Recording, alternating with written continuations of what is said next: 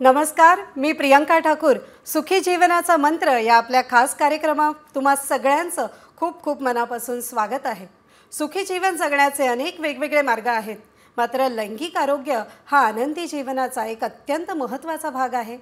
खरं तर अनेक जण भीतीनं किंवा संकोच बाळगल्यानं यावर व्यक्त होत नाहीत, त्यामुळे दाम्पत्य जीवनामध्ये अडचणी निर्माण होतात।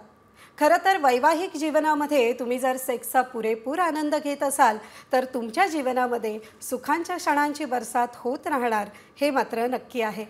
तुमच्या लैंगिक जीवनावर परिणाम करू शकणाऱ्या अनेक समस्या आहेत आणि त्यावरच मार्गदर्शनासाठी गेली अनेक वर्ष तुमच्यासाठी साम टीव्हीने हे व्यासपीठ उपलब्ध करून दिलं आहे। लैंगिक आरोग्याविषयी असलेले अनेक समज गैरसमज दूर करण्यासाठी तसेच त्या संदर्भामध्ये इतरही महत्त्वाच्या मुद्द्यांवर तज्ज्ञ आणि नामांकित असे सेक्शोलॉजिस्ट, अँड्रोलॉजिस्ट, यूरोलॉजिस्ट डॉक्टर विजय दहिफळे सर आपल्याला या शोमध्ये मार्गदर्शन करीत असतात। त्याशिवाय फोनवरून आलेल्या प्रेक्षकांच्या प्रश्नांना डॉक्टर उत्तरं देखील देत असतात। कार्यक्रमाच्या सुरुवातीस डॉक्टर विजय दहिफळे यांच्याबद्दल जाणून घेऊया एका व्हिडिओच्या माध्यमातून।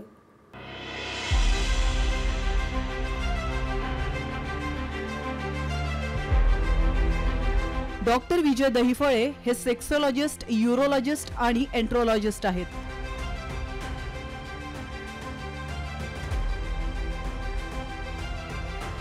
डॉक्टर दहिफळे यांचं क्लिनिक औरंगाबाद, हैदराबाद, दिल्ली, पुणे, नवी मुंबईतील नेरूळ, दादर, अंधेरी, कल्याण, नाशिक, अहमदाबाद आणि दुबईत देखील आहे। डॉक्टर नेहमीच देश विदेशात सेमिनार आणि कॉन्फरन्ससाठी जात असतात। तसंच सेक्स बाबतच्या सर्व समस्यांवरती ते मार्गदर्शन करत असतात।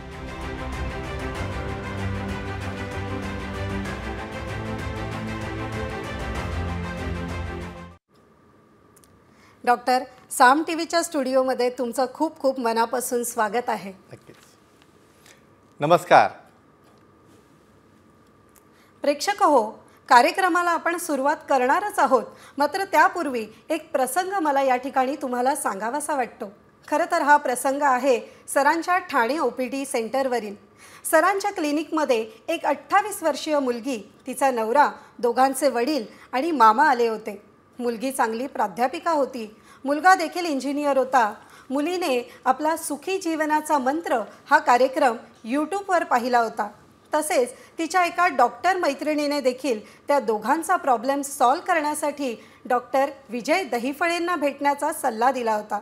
सरांना भेटायला गेलेल्या कुटुंबातील इतर नातेवाईकांना सरांनी ओपीडी बाहेर थांबवले आणि त्या मुलीला व तिच्या नवऱ्याला आत बोलावले। सरांनी समस्या विचारली असता मुलीने स्वतःहून पुढाकार घेतला आणि ती सांगू लागली। मुलगी म्हणाली, सर, आमच्या लग्नाला 1 महिना पूर्ण झालाय, मात्र माझा नवरा माझ्याशी संबंध ठेवू शकत नाही।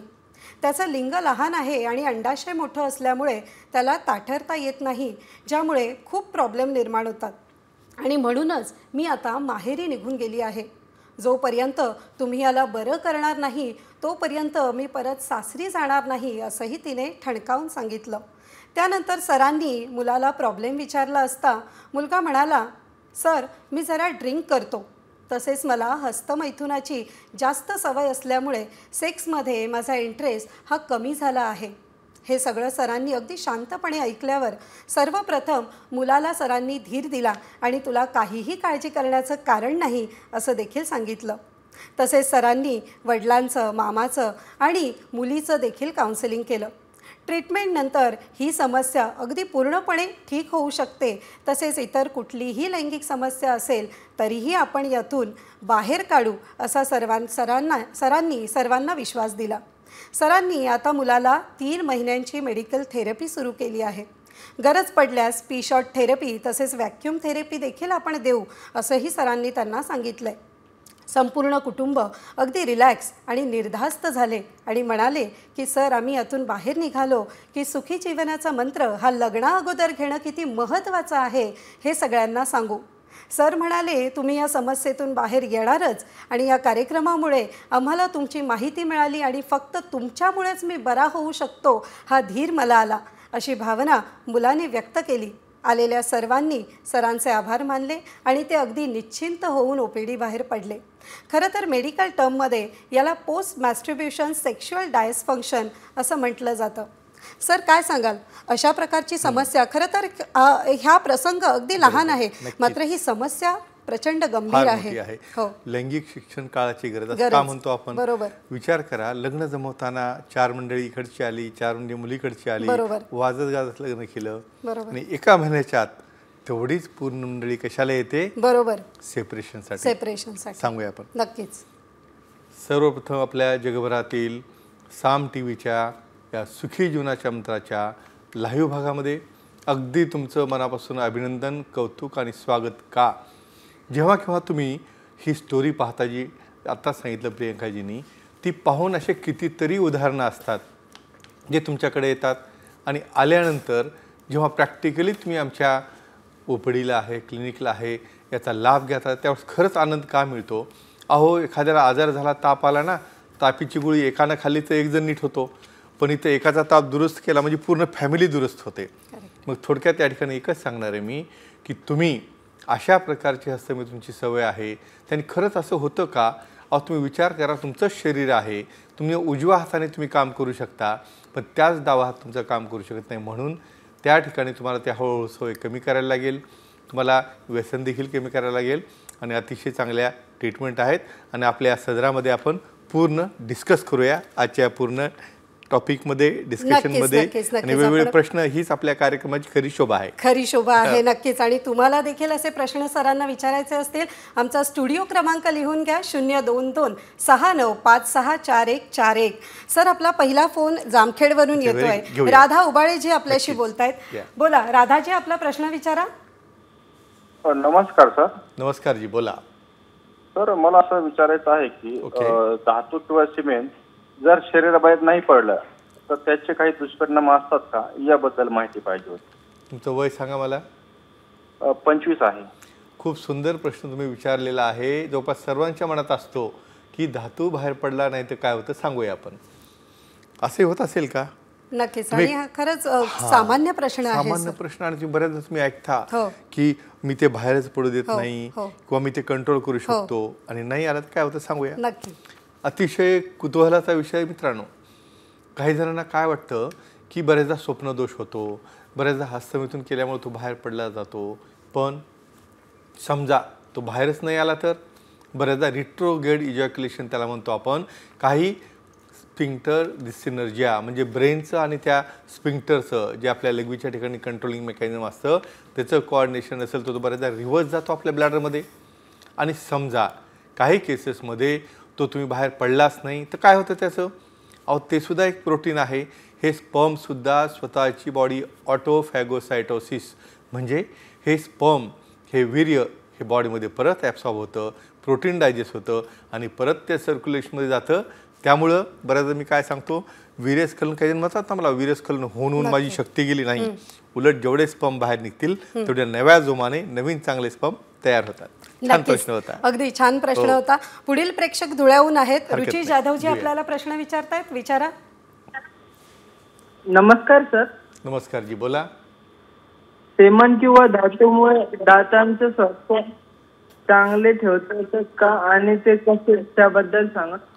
म्हणजे सिमेंट किंवा युरियामुळे दातांचं स्वास्थ्य ठीक ठेवता येतं का, बरोबर आहे. हो.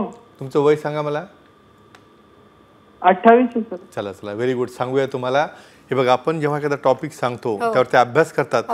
कुणी विचार करेल का की तुमच्या दातांचा आणि त्या सिमेंटचा काही संबंध असेल का. सांगूया आपण. यातलं विज्ञान काय, सायन्स काय ते सांगूया, आणि सर्वांना माहीत पाहिजे. करेक्ट. मित्रांनो, एक गोष्ट महत्त्वाची लक्षात ठेवा. हे बघा, तुमची जशी लाळ येते की नाही, मग ते अन्नपचन करते, डोळ्यातनं अश्रू येतात की नाही, ते भावना व्यक्त करतात. मग प्रत्येक ग्रंथी जसं इन्शुलिन बनवते, थायरॉईडचं थायरॉईड हार्मोन बनवतं, तसंच तुमचा अवयव ही एक ग्रंथी आहे. त्यामध्ये तयार होणारं हे जे सिमेन असतं, मी तर सांगेन 200 प्रोटीन असणारं अतिशय उपयुक्त असा तो स्त्राव असतो, जो की स्पर्मला नरिशमेंट करतो, फिडिंग करतो. पण त्यासोबतच त्यामध्ये झिंक आहे, मॅग्नेशियम आहे, व्हिटॅमिन सी आहे, ट्रेस एलिमेंट्स आहेत. हे काय करतात, त्या दाताला चकाकी आणतात. म्हणजे तुम्ही म्हणाल का ते लावायला पाहिजे, नाही. अहो स्पर्मिडिन नावाचा जो घटक आहे, झिंक असणारे घटक आहे, तुम्ही पाहताना काय असतं पेस्टमध्ये आपल्या झिंक असणारे मॅग्नेशियम असणारे एलिमेंट असतात. हे प्रोसेस केले जातात आणि प्रोसेस करून तुम्ही त्याचा वापर केला तर जसं ते सिमेन फ्लुइड आतले प्रोटीन, व्हिटॅमिन सी, झिंक आणि मॅग्नेशियम जसं त्या स्पर्मसाठी नरिशमेंट देतं, त्याला चकाकी आणतं, त्याला स्पीड देतं, तसेच तुमचे दात जे आहेत त्याचंही स्वास्थ्य ते मेंटेन ठेवतात. म्हणून किती मोठा उपयोग आहे पहा. नक्कीच. पण आपला नॉन पार्टनर, आपला ओन आणि नॉन इन्फेक्टेड हे फार महत्त्वाचं असतं. त्याचं डिस्कशन आपल्या ओघामध्ये करणारच आहोत आपण. नक्कीच नक्कीच. पुढील प्रश्न सर आपल्याला जळगावहून विचारतायत. भाऊसाहेब विचारा आपला प्रश्न. Hello doctor. नमस्कार जी, बोला. सिमेंट किंवा धातूमुळे संबंधाच्या मूळवर किंवा इच्छाशक्तीवर काही परिणाम होतो का, याविषयी माहिती पाहिजे होती जरा. म्हणजे धातूचे फायदे यापैकी त्याचा मूड किंवा इच्छाशक्ती किंवा अराउजलवर हे काही परिणाम करतं का? बरोबर आहे. हो हो हो. चालेल चालेल, हरकत नाही, सांगूया आपण. खरं मी तुम्हाला सांगेन, म्हणजे खूप जणांना वाटतं की नाही असेल म्हणे काय मूल झाले, काम संपलं, तर काय असणार आहे दुसरं. क्युरिओसिटी पाहिजे तुम्हाला. मूड येतो का, त्यामध्ये तुम्ही अराउज होता का, आणि काय कन्सर्न आहे सांगूया आपण. नक्कीच. प्रत्येक गोष्टीला विज्ञान असतं, सायन्स असतं, अशीच गोष्ट बनत नाही. साधा तुमचा अश्रूचा थेंब जर जिभेवर आला तर कसा लागतो तुम्हाला, तो खारट लागतो. तर प्रत्येक द्रवाची एक टेस्ट असते.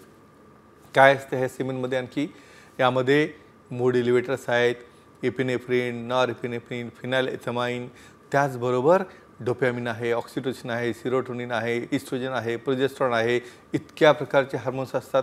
आणि विचार करा, लव मॉलिक्यूल डोपॅमिनला म्हणतो आपण, त्या ठिकाणी बॉन्डिंग मॉलिक्यूल, साधं पार्टनर जवळ आल्याने, जवळीक केल्याने, विस्परिंग केल्याने, एकमेकाला टच केल्याने देखील हे हार्मोन बनतात.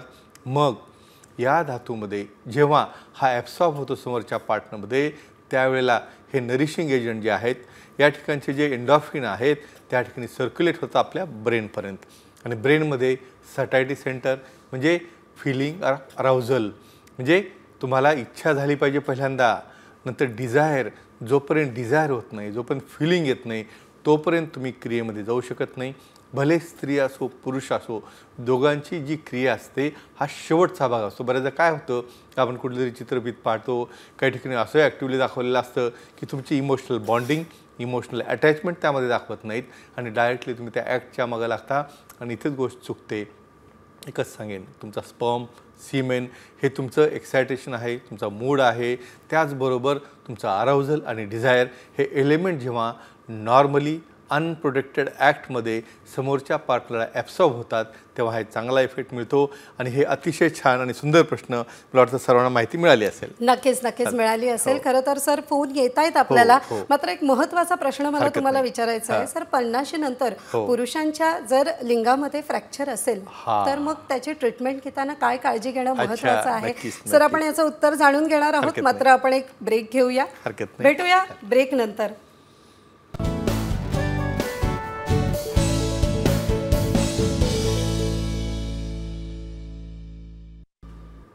ब्रेक नंतर तुम्हा सगळ्यांचं पुन्हा एकदा मनापासून स्वागत. ब्रेकवर जाण्यापूर्वी सर एक मी प्रश्न विचारला होता की 50 नंतर पुरुषांना जर लिंगाची कमजोरी असेल तर त्यासाठी फ्रॅक्चर झाल्यानंतर ही लिंगाची कमजोरी बऱ्याचदा येते आणि त्यावर उपाय किंवा ट्रीटमेंट म्हणून काय काळजी घेणं अपेक्षित आहे? आता इतका सुंदर प्रश्न तुम्ही विचारला. आपल्याला हाडाचं फ्रॅक्चर माहिती आहे, पायाचं माहिती आहे, आणि अवयवाचं होत असेल का? नक्कीच क्युरिओसिटी आहे, सांगूया आपण. नक्कीच मित्रांनो, ह्या फार सिंपल गोष्टी तुम्हाला वाटतात, पण माझ्याकडे एक गोष्ट लक्षात ठेवा, प्रत्येकाला लाईफ टाईममधनं अशा गोष्टीतनं जावं लागतं. जसा थंडी आला, ताप आला, त्या टाईपमध्ये क्रिया करताना बऱ्याचदा फिमेल ऑन टॉप पोझिशन असताना किंवा तुम्हाला अंधारामध्ये ॲक्ट करायची सवय असते, तुम्ही रॉंग हिटिंग करता, क्लिक आवाज येतो, फ्रॅक्चर होतं आणि तुम्ही एवढं लाजता बुजता. सगळे शरीराचं सांगायला तुम्हाला काही वाटत नाही आणि तो तुमचाच ऑर्गन आहे का, त्याला वाईट टाकायचं काय आपल्याला नाही. मग त्याला देखील काही जखम झाली, त्याला काही मार लागला, त्याला काही फ्रॅक्चर झालं, नक्की हे होतं का, ह्याचं सायंटिफिक रिझन काय की जेव्हा ब्लड फ्लो हा 10 पटीने वाढलेला असतो त्यावेळी ट्युनिका अल्बुजिनिया म्हणजे एक लेअर असतो ज्यामध्ये ब्लड कॉम्पॅक्ट झालेलं असतं आणि हाय प्रेशरमध्ये असतं आणि त्याचं फ्रॅक्चर होत असतं. मित्रांनो, घाबरू नका. मायनर फ्रॅक्चर असेल त्याला कॉन्झर्वेटिव्ह ट्रीटमेंट आहेत, काही अँटीबायोटिक किंवा वेगळे मेडिसिन देऊन केलं जातं, पण समजा फ्रॅक्चर जास्त असेल, ब्लिडिंग असेल, कलेक्शन असेल, स्वेलिंग असेल, पेन असेल, ही एमर्जन्सी असते. त्याला कट करून ओपन करून तो क्लॉट काढणे, त्या ठिकाणी ट्युनिका अल्बुजिना रिपेअर करणे, गरज पडल्यास काही डर्मल ग्राफ्ट किंवा बोव्हाईन पेरिकार्डियल ग्राफ्ट हे वापरले जातात. आणि नक्कीच मित्रांनो, इव्हन हस्तमैथुननी त्याला बेंड करणं, त्याला वाकडं करणं किंवा त्याला जमिनीवर घासणं किंवा बेडवर घासणं, यामुळे हे फ्रॅक्चर होतं. जरी झालं ती बॉडीची चूक नसते, इतर आजारासारखा आजार असतो. तुम्ही तज्ज्ञांना भेटायचं आणि नक्कीच त्याला खूप चांगली ट्रीटमेंट आहे, रिझल्ट आहे. आणि अर्थातच यामुळे जर कमजोरी असेल तर त्याला मेडिकल ट्रीटमेंट आहे, पी शॉट आहे, गरज पडल्यास आपण इम्प्लांट देखील करू शकतो. मला वाटतं फ्रॅक्चरबद्दलचं हे ना उत्तर मिळालं असेल. नक्कीच नक्कीच. हो. जळगावहून सर आपला पुढील प्रश्न हरकत येतोय. नाही, सोमनाथ महाजनजी घेऊया, आपल्याला घेऊया. प्रश्न विचारताय. नक्कीच विचारा सोमनाथजी, आपला प्रश्न विचारा. आपला शुगरमुळे लिंगाला काही त्रास होतो का? अच्छा, तुमचं वय सांगा मला. 36. बरं, तुमचं शुगर सध्या किती सांगता येईल का? शुगर 300. बरं, आणि सध्या तुम्हाला काय लैंगिक शिथिलता आहे की कमजोरी, शीघ्रपतन या डायबिटीसमुळं? नाही, पण म्हणजे थोडा त्रास होतो असं. बरं, म्हणजे तुम्हाला कमजोरी वाटते आणि शिथिलता आलेली इंजुरी लैंगिक. नाही. मग काय झालं सांगा ना मला, त्रास काय? म्हणजे लिंगाला काही त्या ठिकाणी कमजोरी आहे, क्रॅक जातात, इन्फेक्शन होतं? क्रॅक. हां, क्रॅक जातात. सांगतो मी तुम्हाला. मला हे लिडिंग क्वेश्चन का विचारायला लागतात की सांगताना ते कसं बोलू. बरोबर, ओठाला क्रॅक जातात. बरोबर, सांगतो ना आपण, नक्कीच. आपलीच ओठ आहेत ना, बरोबर, मग तो पार्ट आपला नाही का? नक्कीच सांगूया आपण. नक्की. मित्रांनो, लिंगाला जो ब्लड सप्लाय कमी झाला, शुगर 200-300च्या वर गेली, कुठल्याही परिस्थितीत शुगर 180च्या वर गेली ना पाहिजे. मी सहज बऱ्याचदा विचारतो शुगर किती आहे तुमची, माझी 200-300 अशीच आहे. तसं नसतं, शुगर अगोदर कंट्रोल करा. शुगर वाढल्यामुळं ब्रेनकडनं लिंगाला जाणारा ब्लड सप्लाय, नर्व सप्लाय हे पूर्ण कमी होतं. म्हणून मित्रांनो, पहिल्यांदा मेडिकल ट्रीटमेंट घ्या, त्याने फरक नाही तर आपल्याला पी शॉट आहे, गरज पडल्यास पार्शियल सर्कमसिजन आपण करतो. आणि हे क्रॅक पडणं बंद होतं. इतका कॉमन प्रॉब्लेम आहे की या क्रॅकमुळं युरिन करताना, संबंध करताना पेन होतो, पार्टनरला इन्फेक्शन होतं. मग अशा केसमध्ये तुम्ही त्या क्रियेतनं दूर जाता, पार्टनर नाराज होतो. एवढ्या कमी वयात हा प्रॉब्लेम आहे. तर मित्रांनो, बेधडकपणे समोर या, ट्रीटमेंट घ्या, यातनं बाहेर या. प्रत्येक गोष्टीला ट्रीटमेंट आहे. सेक्सॉलॉजी, युरॉलॉजी नॉलेजला भेटलं तर आणि ट्रीटमेंट घेऊन त्यातनं बरे झालं तर मला वाटतं उत्तर मिळालं असेल. नक्कीच उत्तर मिळालं. हो. मात्र यासाठी डॉक्टरांना आणि तज्ज्ञांना भेटणं नक्कीच, हे ते महत्त्वाचं आहे. हो. डॉक्टर, आता आपण कार्यक्रमाच्या अगदी महत्त्वाच्या ओके. टप्प्यावर येऊन पोहोचलेलो आहोत. ते Quiz म्हणजे time. भाग्यवान विजेता. म्हणजे मागचा विजेता कोणी सांगायचा आपल्याला? नक्कीच सांगूया. सुरेंद्र धुमाळ पैठणचे मागच्या वेळेचे विजेते आपल्या सेंटरला आले. त्यांनी प्रोटीन घेतलं, गिफ्ट घेतलं, पुस्तक घेतलं. आपल्या मित्रासाठी देखील ते घेऊन गेले. आणि असंच तुम्हाला देखील सहभागी व्हायचं असेल तर ज्यांनी उत्तर दिलेत त्यांची चिठ्ठी काढा तुम्ही. आता हे तुमच्या हातात आहे, ती चिठ्ठी घ्या. हो, पण आता तुम्ही पूर्ण महाराष्ट्रामध्ये आपली सहभागी होत असतात. दर्शक महाराष्ट्राच्या बाहेर देखील असतात. आज भाग्यवान कोण आहे ते पाहूया आपण. चला आपण बघूया. आता प्रियंकाजीने ही चिठ्ठी काढलेली आहे. आपण गेलो मराठवाडा, लातूरला. किरण क्षीरसागर यांचं अगदी मनापासून अभिनंदन. कुठल्या प्रश्नाला उत्तर दिलं होतं त्यांनी?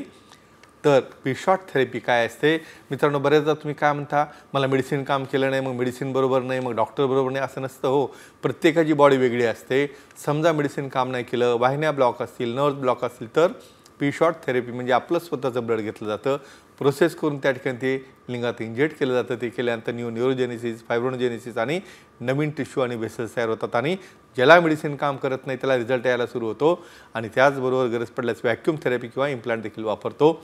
आणि अशाच पद्धतीने तुम्हाला देखील सहभागी व्हायचं असेल तर तुम्हाला प्रश्न विचारावा लागेल. तर मित्रांनो, समजा फ्रॅक्चर पेनिस असेल आणि कमजोरी असेल तर त्याला काय ट्रीटमेंट असते? येत्या गुरुवारपर्यंत उत्तर द्या. डायरेक्ट फोन लावा, मेसेज करा, टेक्स्ट करा किंवा आमच्या टीमला देखील तुम्ही बोलू शकता. या ठिकाणी चित्रफितीमध्ये अतिशय महत्त्वाच्या इव्हेंटचे फोटोग्राफ्स तुम्ही पाहताय. मागच्याच बुधवारी या ठिकाणी श्री कँगन वॉटर आणि वेलनेस सेंटरचं या ठिकाणी उद्घाटन करण्यात आलं. त्याचे आयोजक जे होते अशोकजी बोडके आहेत. त्याचबरोबर त्या ठिकाणी त्यांची पूर्ण टीम, जी त्या ठिकाणी पूर्ण आमची मराठवाड्यातील, महाराष्ट्रातील टीम, आमचे जे स्पेशल विजय जे आहेत त्या ठिकाणी अक्कावार, त्याचबरोबर बी डी देशमुख साहेब आणि कोरे साहेब, विशालजी, त्याचबरोबर आमचा पूर्ण कँगन मराठवाड्याची टीम त्या ठिकाणी उपलब्ध होती. त्या ठिकाणी एक आउटलेट ऑफिस का चालू केलं? हे कँगन वॉटर म्हणजे एक अल्कलाइज वॉटर असतं. सध्या ॲसिडिक वॉटरमुळं तुमचे जे शरीरामध्ये वेगवेगळ्या प्रकारच्या टिश्यू आहेत त्या डॅमेज होत असतात. पूर्ण बॉडीचं ओव्हरऑल हेल्थ आणि क्वालिटी लाईफ मेंटेन ठेवायचा असेल तर तुमच्या पाण्याची pH ही 7च्या वर आहे, काही ठिकाणी 9.5 आहे, तर काही ठिकाणी 11 pH वापरायला लागते. तर या ठिकाणी अशा प्रकारचं नैसर्गिक वॉटर तुम्हाला एका इक्विपमेंटद्वारे जे दिलं जातं, हे अल्कलायझिंग वॉटर तुमचं पूर्ण शरीरातील प्रत्येक टिश्यूवर काम करतं, सेलवर काम करतं, तुमचं स्वास्थ्य चांगलं ठेवतं. तर नक्कीच या ठिकाणी उद्घाटन सर्वांच्या उपस्थितीमध्ये झालेलं आहे. त्याचबरोबर आठवडाभरामध्ये आमचे मित्र, फ्रेंड्स, कंपनी यांची भेटीगाठी झालेल्या आहेत. तर परत एकदा या कँगन वेलनेस सेंटरचं मनापासून जे आयोजक आहेत, अशोकजी बोडके आहेत, विशालजी आहेत, कोरे जे आहेत, सर्वांचं मनापासून अभिनंदन. आणि याचा प्रचार आणि प्रसार होण्यासाठी तुम्ही स्वतःहून याचं अवेअरनेस करणं हे अतिशय आवश्यक असतं. आणि आपल्या सुखी जीवनाच्या मंत्राच्या बाबतीत आणखी काही तुम्ही सांगू शकता? नक्कीच नक्कीच नक्कीच सर.